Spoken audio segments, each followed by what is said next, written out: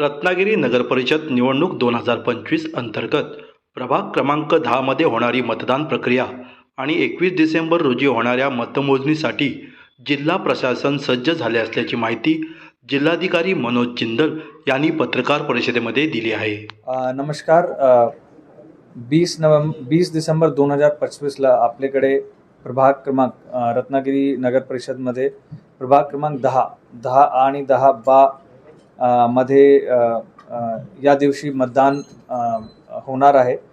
तो माझ्या सगळे नागरिकांना त्या वॉर्डचे नागरिकांना आव्हान आहे की आपण शांततेने त्या भागात मतदानची प्रक्रिया राबवण्यात आपल्याला सहकार्य करावे।